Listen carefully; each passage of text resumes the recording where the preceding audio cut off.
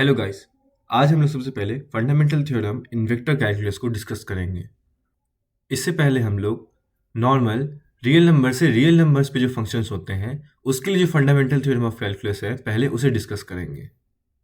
ऐसे फंक्शंस के लिए हमारा फंडामेंटल थ्योरम ऑफ कैलकुलस कुछ इस तरह का दिखता है। ये स्टेटमेंट कह रहा है कि किसी फंक्शन के डेरिवेटिव का इंटीग्रल किसी इंटरवल a, b के में अगर हमें कैलकुलेट करना है तो हम डायरेक्टली उस फंक्शन के b और a पे जो वैल्यूज़ हैं, इन दोनों ही पॉइंट्स पे जो वैल्यूज़ हैं उन दोनों को डायरेक्टली घटा के कैलकुलेट कर सकते हैं। बेसिकली ये हमें किसी डेरिवेटिव के इंटीग्रल को कैलकुलेट करने का एक आसान तरीका बताता है।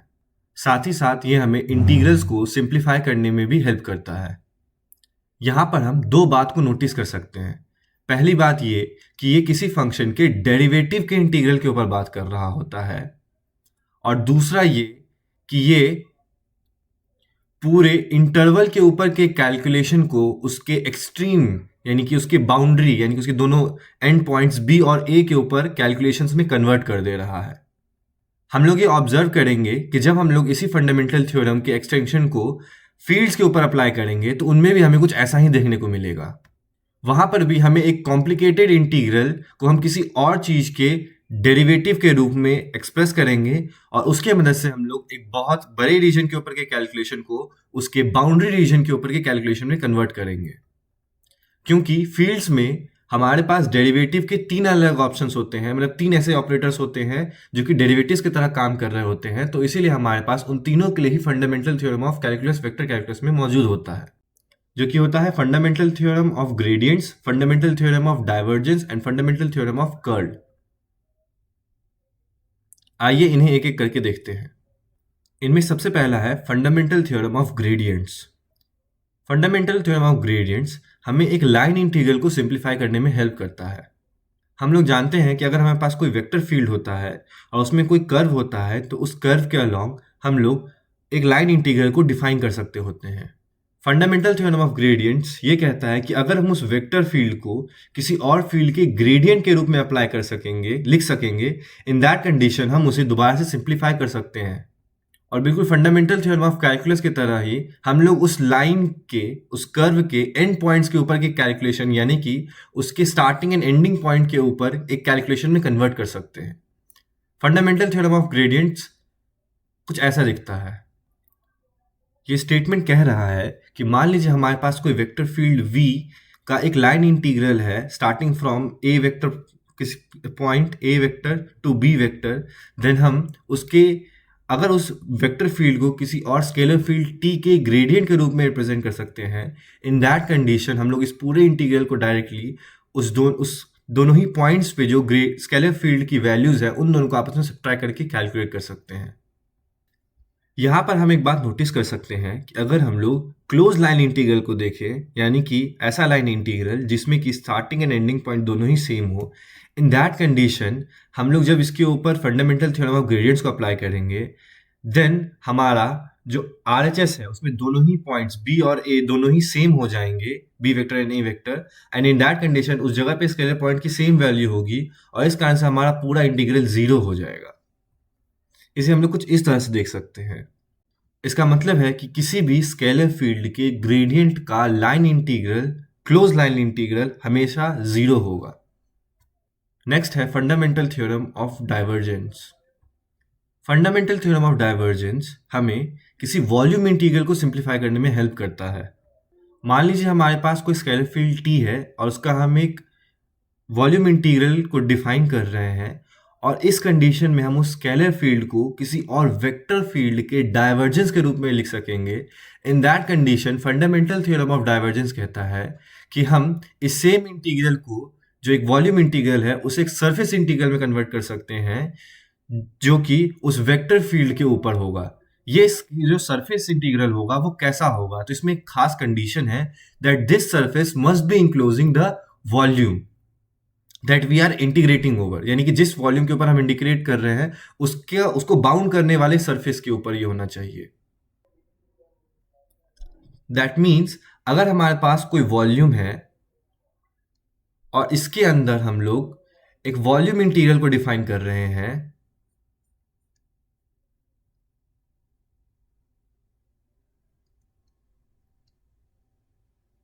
T d tau over this volume V, then इसका जो सरफेस S है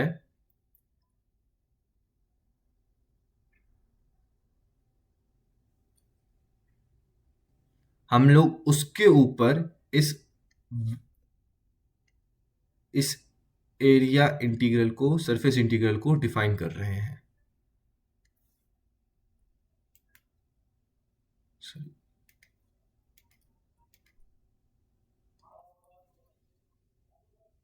इसका फिजिकल सेंस क्या है? अगर हम ध्यान से देखेंगे और अगर हम किसी वेक्टर फील्ड के डाइवर्जेंस को कैलकुलेट कर रहे हैं तो हम उसके सोर्स एंड सिंक्स को कैलकुलेट कर रहे हैं, और उसके ऊपर के वॉल्यूम इंटीग्रल को लेने का मतलब ये होगा कि हम किसी वॉल्यूम के अंदर में एक तरह से टोटल फ्लो को कैलकुलेट करने की कोशिश कर रहे हैं। फंडामेंटल थ्योरम ऑफ डाइवर्जेंस ये कहता है कि अगर हमें सिर्फ सरफेस के ऊपर उस फ्लो के बारे में पता है, देन हम उसे कैलकुलेट कर सकते हैं। ये कुछ ऐसा है कि मान लीजिए अगर हम किसी सरफेस के अंदर में, किसी वॉल्यूम के अंदर में कुछ जगहों से कोई फ्लूइड इमर्ज हो रहा है, देन उसके अंदर से कितना फ्लूइड इमर्ज हो रहा है नेट, इस बात को हम उसके आउटर सरफेस में कितना फ्लूइड फ्लो कर रहा है इसके थ्रू कैलकुलेट कर सकते हैं, जो कि बहुत ज्यादा सेंस भी बनाता है। हम लोग इसी फंडामेंटल थ्योरम ऑफ डाइवर्जेंस को गॉसेस थ्योरम, ग्रीन्स थ्योरम या डाइवर्जेंस थ्योरम के नाम से भी जानते हैं। इसके बाद हम लोग फंडामेंटल थ्योरम ऑफ कर्ल को डिस्कस करेंगे। फंडामेंटल थ्योरम ऑफ कर्ल हमें एक सरफेस इंटीग्रल को सिंप्लीफाई करने में हेल्प करता है। इसका स्टेटमेंट कुछ इस तरह का दिखता है। ये कहता है कि मान लीजिए हमारे पास कोई वेक्टर फील्ड v डैश है और उसका हम सरफेस इंटीग्रल किसी सरफेस के ऊपर कैलकुलेट कर रहे हैं, और हम इस वेक्टर फील्ड v डैश को किसी और वेक्टर फील्ड v के कर्ल के रूप में रिप्रेजेंट कर सकते हैं। इन दैट कंडीशन ये पूरा इंटीग्रल एक लाइन इंटीग्रल के ऊपर कन्वर्ट हो जाता है, उस वेक्टर फील्ड v के ऊपर, जो कि बेसिकली एक ऐसे कर्व के ऊपर होता है जो कि उस सरफेस को बाउंड कर रहा है, यानी कि उस सरफेस के बाउंड्री वाले कर्व को इंडिकेट कर पे ये हमारा इंटीग्रल होता है। मान लीजिए ये हमारा वो सरफेस S है, देन ये हमारा, इसकी जो बाउंड्री है वो हमारा इस लाइन इंटीग्रल का रीजन हो जाएगा, मतलब इसके ऊपर ही हमें वो लाइन इंटीग्रल लेना है। बट इसका फिजिकल इंट्यूशन क्या है? अगर हम देखें तो कर्ल बेसिकली उस फील्ड के रोटेशन को इंडिकेट कर रहा है।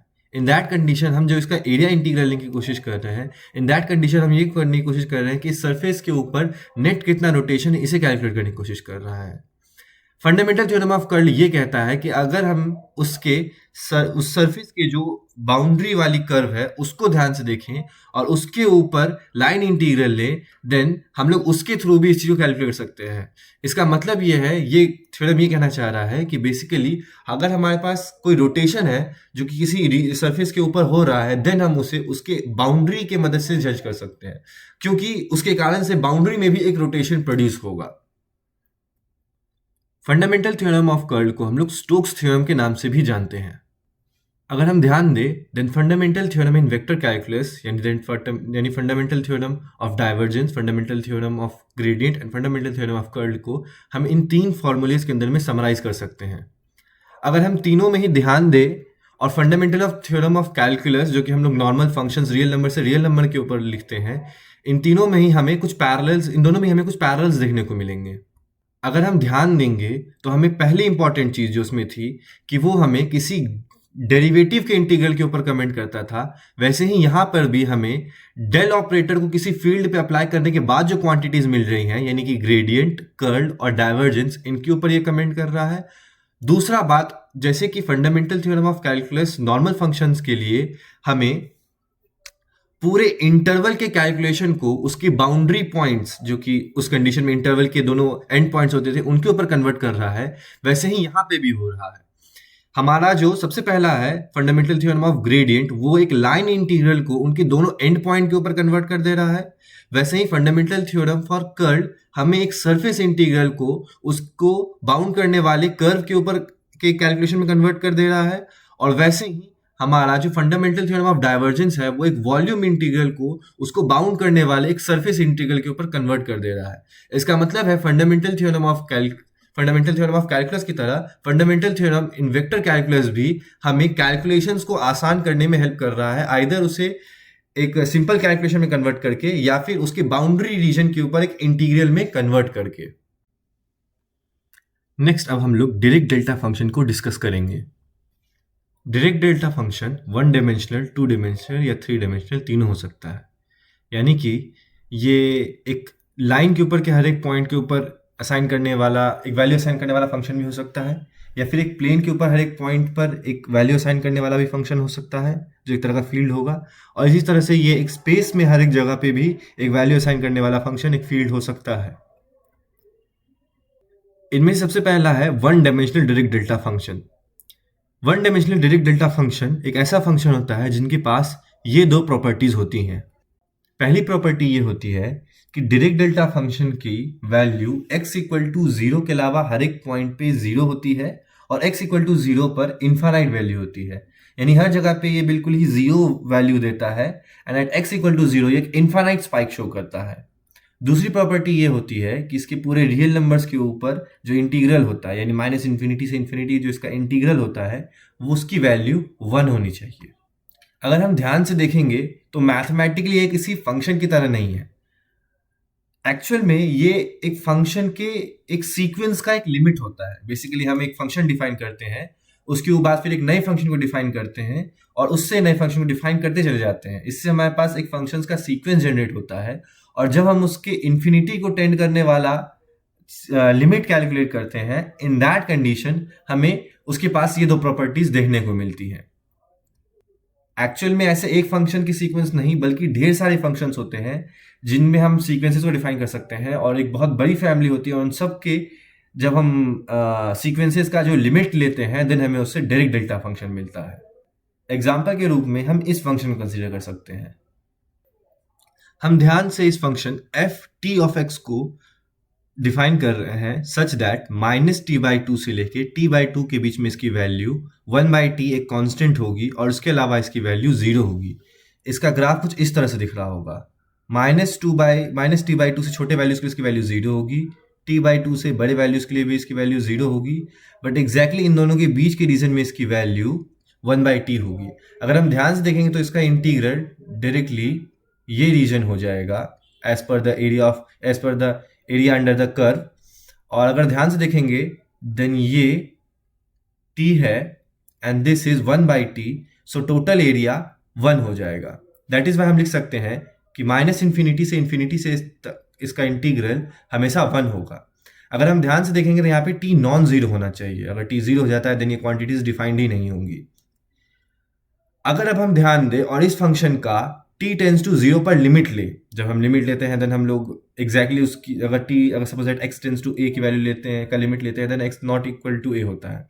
अगर हम इसी बात को यहीं पे कंसीडर करते हुए ध्यान से देखेंगे देन चाहे t की कुछ भी वैल्यू हो ये प्रॉपर्टी हमेशा वैलिड होगी।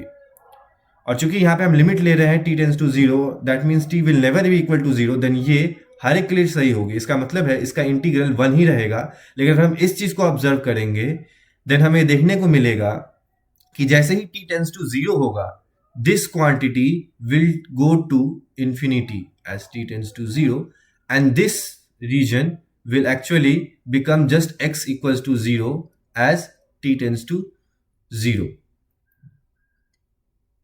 So इसी कारण से हम ध्यान से देखेंगे then this function will as the limit will tend to 0, ये फंक्शन हमारा डायरेक्ट डेल्टा फंक्शन ही बन जाएगा।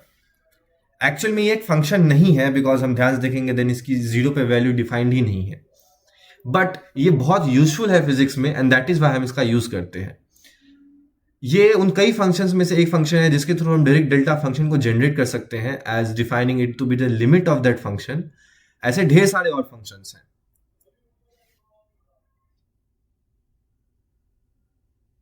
सो इस तरह से हम लोग 1 डायमेंशनल डायरेक्ट डेल्टा फंक्शन को डिफाइन कर सकते हैं और इस कारण से इसके पास दो प्रॉपर्टीज होंगी। पहली बात ये कि x नॉन जीरो वैल्यू पर हमेशा इसकी वैल्यू 0 होगी और x इक्वल टू 0 पर इसकी वैल्यू एक इनफाइनाइट स्पाइक जैसी होगी और साथ ही साथ इसका जो इंटीग्रल है माइनस इन्फिनिटी से इन्फिनिटी तक वो हमेशा 1 होगा। इन्हीं प्रॉपर्टीज की मदद से हमें डायरेक्ट डेल्टा फंक्शन का एक और ज्यादा इंपॉर्टेंट प्रॉपर्टी देखने को मिलता है जो कि कुछ ऐसा है। ये प्रॉपर्टी कहती है कि अगर हम कोई फंक्शन f है जो कि कंटिन्यूअस है, डिफरेंशिएबल है, यानी एक बहुत अच्छा फंक्शन है कैलकुलस के पर्सपेक्टिव से, उसे हम लोग डायरेक्ट डेल्टा फंक्शन से मल्टीप्लाई कर दें और उसका माइनस इन्फिनिटी से इन्फिनिटी तक इंटीग्रल ले, देन वो हमें सिर्फ और सिर्फ जो वैल्यू देगी वो f0 की वैल्यू होगी। इसका इसको हम लोग देख कैसे सकते हैं? ये हमें एज अ फॉर्मूला तो दिख गया, बट इसका सेंस कैसे बनाया जा सकता है? इसके लिए सबसे पहले हम लोग F x into delta x इसकी वैल्यू को ऑब्जर्व करते हैं। हम इसे सेपरेट कर सकते हैं x के नॉन जीरो वैल्यू और x के जीरो वैल्यू के लिए।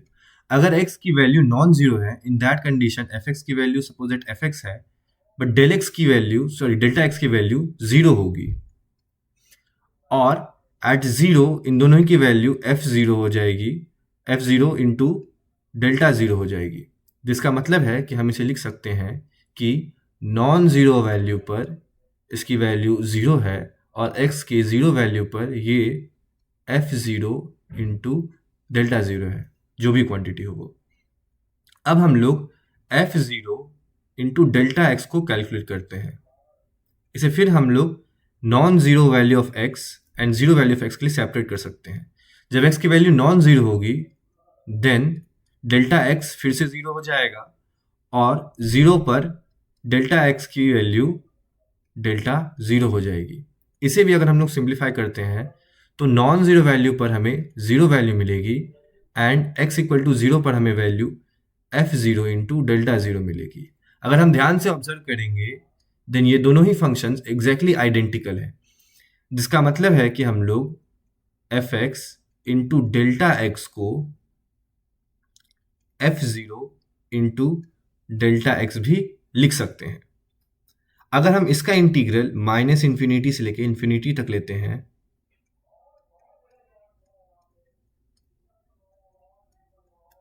देन हमें कुछ ऐसा एक्सप्रेशन देखने को मिलेगा।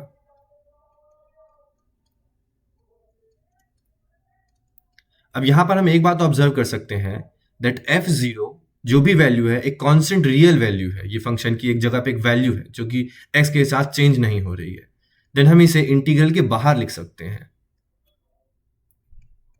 और हमें कुछ ऐसा मिलेगा। बट हम जानते हैं कि डायरेक्ट डेल्टा फंक्शन का माइनस इन्फिनिटी से इन्फिनिटी तक इंटीग्रल 1 होता है, जिसका मतलब है इस पूरे की वैल्यू f0 हो जाएगी।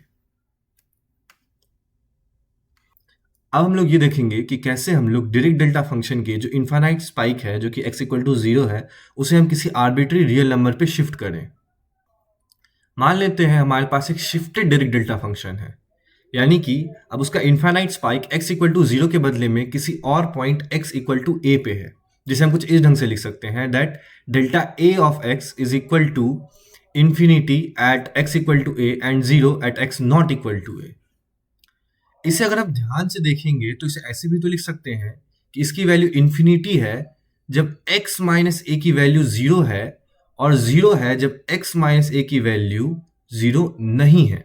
अगर हम ध्यान से देखेंगे तो इसी क्वांटिटी में ये x माइनस ए की मदद से हम इसे एक्चुअल में एक दूसरे Dirac delta function delta of x minus a के रूप में लिख सकते हैं, because then the definition would be exactly same कि delta of x minus a infinity तब होगा जब x माइनस ए की वैल्यू जीरो है, और इसकी वैल्यू जीरो तब है जब x माइनस ए की वैल्यू जीरो नहीं है, जो कि एग्जैक्टली इसके बराबर है। यानी कि अगर हमें डेल्टा फंक्शन के इनफाइनाइट स्पाइक को शिफ्ट करना है किसी point x equal to a पे, देन हम x की जगह पे डायरेक्ट डेल्टा फंक्शन में x माइनस ए को लिख देंगे, तो उससे हमें ये शिफ्टेड इनफाइनाइट स्पाइक वाला डायरेक्ट डेल्टा फंक्शन मिल जाएगा। अब इस पे अगर हम ध्यान से देखेंगे, देन इसमें भी वो दोनों ही प्रॉपर्टीज आएंगी कि इसका इंटीग्रल माइनस इन्फिनिटी से लेकर इन्फिनिटी तक 1 है,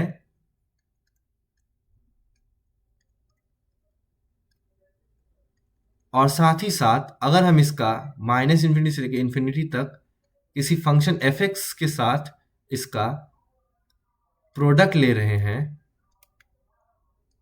एंड देन उसे इंटीग्रेट कर रहे हैं, देन इस बार एफ ए की वैल्यू आएगी। बिकॉज अगर हम ध्यान से देखेंगे वहां पर वो वैल्यू इंपॉर्टेंट थी जहां पर वो इनफाइनाइट स्पाइक था।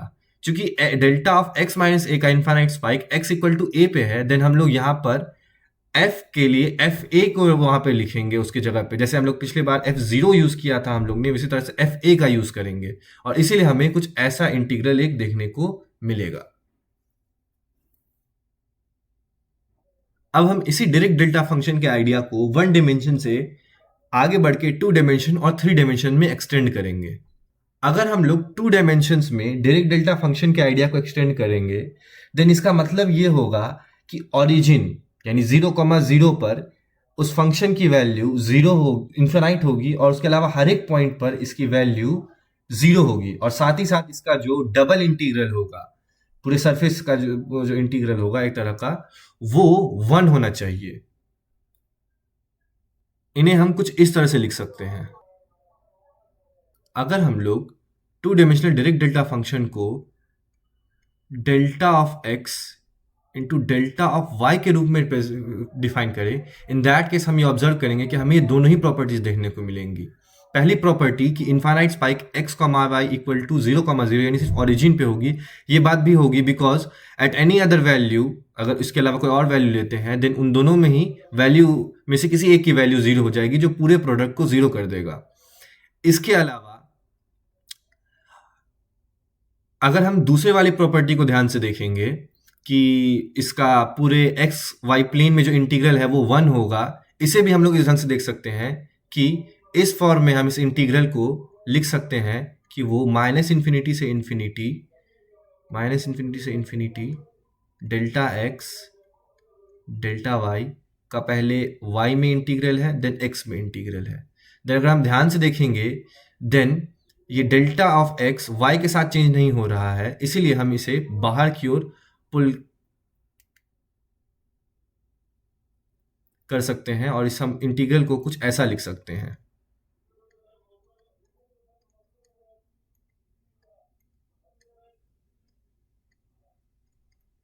और हमें पता है इन दोनों की वैल्यूज 1 होती है, इसीलिए पूरा इंटीग्रल 1 हो जाएगा। इसी तरह से हम लोग three dimensional Dirac delta function को भी डिफाइन कर सकते हैं। इसी कारण हमारा three dimensional Dirac delta function कुछ इस तरह से दिख रहा होगा, जिनके पास भी दोनों प्रॉपर्टीज होंगी और उनमें भी हम इंटीग्रल को इस तरह सेपरेट आउट करके 1 की वैल्यू को फाइंड आउट कर सकते हैं।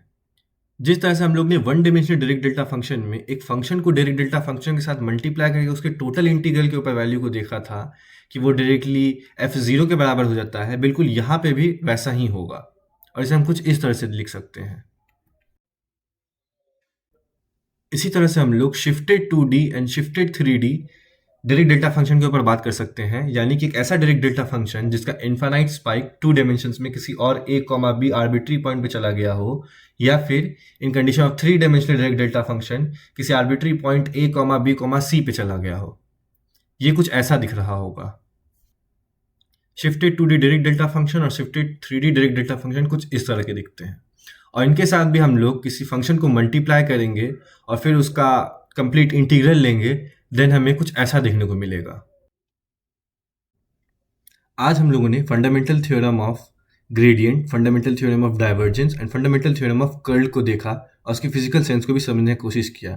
इसके अलावा हम लोगों ने one dimensional, two dimensional and three dimensional Dirac delta function, उसकी प्रॉपर्टीज और उसके शिफ्टेड फॉर्म और उनकी प्रॉपर्टीज को भी समझने की कोशिश किया। आई होप आपको एक्सप्लेनेशन अच्छा लगा होगा। Thank you.